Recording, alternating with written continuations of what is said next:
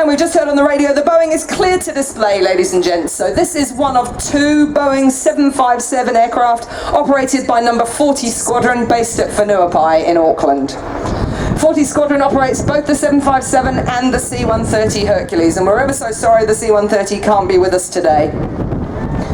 757 today is flown for you by the Boeing flight commander, Squadron Leader Grant Rind, and his co-pilot for today is Flight Lieutenant Ben Woodhouse. And also on board to ensure the safety of the rest of the frame is their loadmaster, Flight Sergeant Kenny Murray.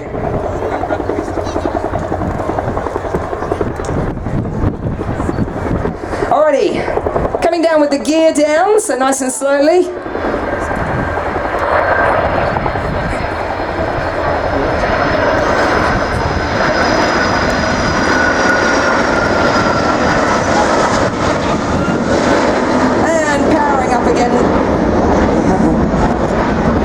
And this is going to be a left turn. This turn is really slow for a big aircraft. It's only 145 knots, ladies and gents.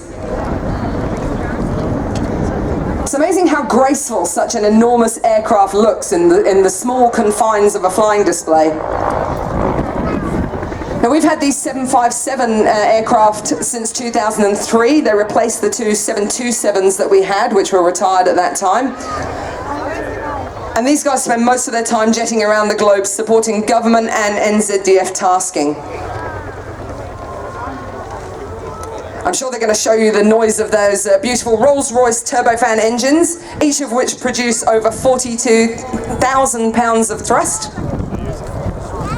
which, as they're very fond of saying to their counterparts on 40 Squadron, means that they could lift an empty C-130 Hercules vertically with the thrust that their engines produce.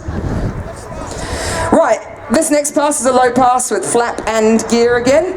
Again, showing you just how slowly these really large jet aircraft can fly when they want to.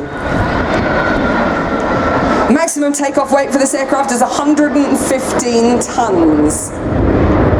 But we wouldn't want them to do a display that heavy. They couldn't be quite as dynamic for us. So today that aircraft's weighing around about 70 tons. Like any airliner, it's got quite a big range. The 757 can reach about 3,800 nautical miles, depending on how heavy the aircraft is, which on a good day, with a nice tailwind, would allow the 757 to fly from Auckland direct to Hawaii. Now, when we got these aircraft back in 2003, they were solely a passenger fit, but in the last couple of years, both of the frames have undergone serious modifications, and what we can do now is actually carry cargo in the back, and we have a casualty evacuation ability as well. So we've installed a cargo door in the aircraft, the floors were strengthened, and they've had some new toys to play with up the front as well.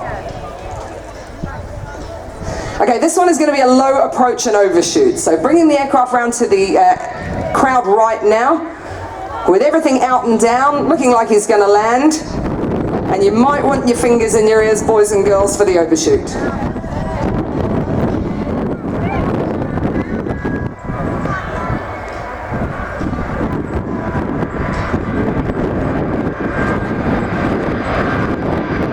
And there he goes.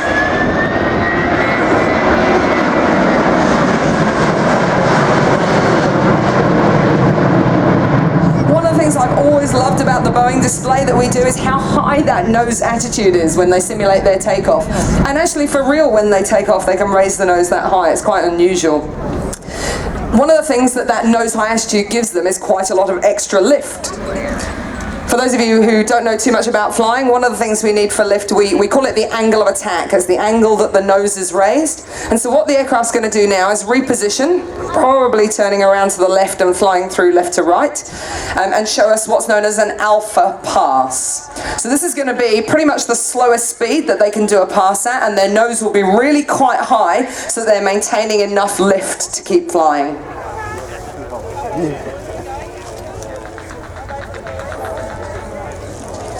Now, this particular frame has been around the planet quite a lot lately.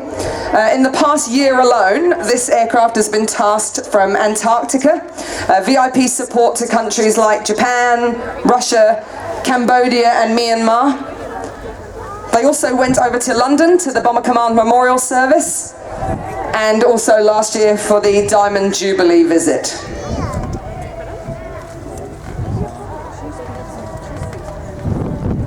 Okay, coming around slow and low and to the left for the Alpha Pass, so this will be another good one for the cameras.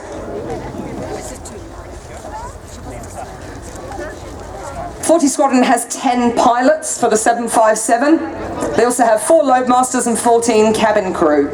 And what this does is enable 2 crew for each aircraft, so that if we have to do long overseas tasking roles, we can take 2 crews with us, and then we have one that's known as a slip crew. So they can basically take it in turns to fly the aircraft, which means the minimal stops on the ground are required.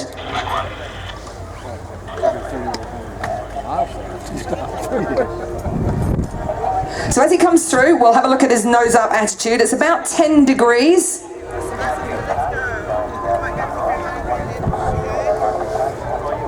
And that enables him to come through with a clean aircraft, so no flaps and gear down like he would be landing, but still go pretty much as slowly as he was going before.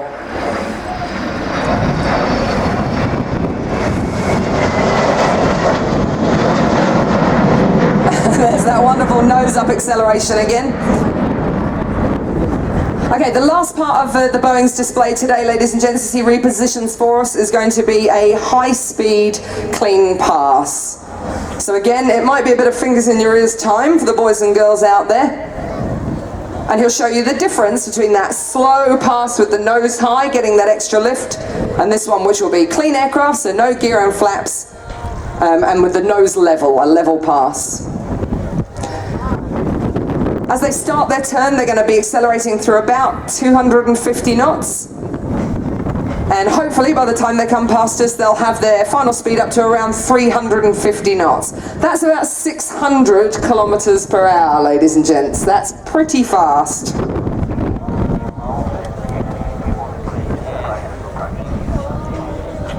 Now, although I keep telling you to put your fingers in your ears, that's because we're in such close proximity to this aircraft. But I'm sure most of you are aware that around the world there are very strict policies on the amount of noise that engines can make. And these engines are actually really, really well within the regulations. For any of you who've been unlucky enough to live underneath a major airport's approach path, then you'll know that jet engines can be very noisy, very whiny, and it's really important that we employ those regulations to develop aircraft and engines that have less noise as they take off and maneuver for approach and landing. Right, accelerating now, hopefully up towards 600 kilometers per hour. Ladies and gents, the New Zealand Air Force Boeing 757.